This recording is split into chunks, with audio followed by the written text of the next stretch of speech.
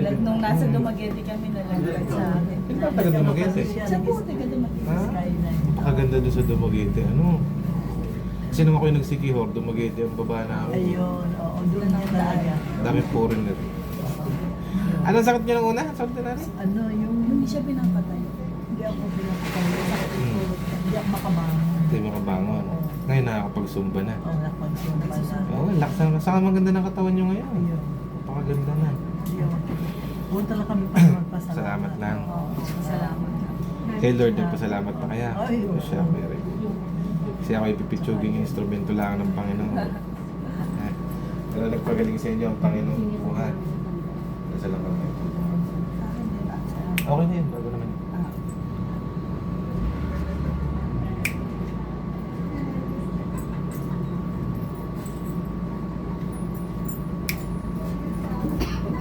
Mukha lang nung una, hirap na hirap. Ano ba nakita ko dito ulam? Yung matandaan eh. Opo, may inatin na party. Alam, makinig kayo sa akin, ha? nakaibigan. Sinabi ko sa inyo, sa edad nyo dapat din ako tinatakdan ha. So merong nagkaroon ng problema or may pagkukulang kayo, kaya kayo tinablan. Ayun. So dapat yun ay gawa ng paraan ha. Para kahit makawala ang pangontra nyo, ano man, hindi kayo tatablan basta-basta. Ha? Ano siya?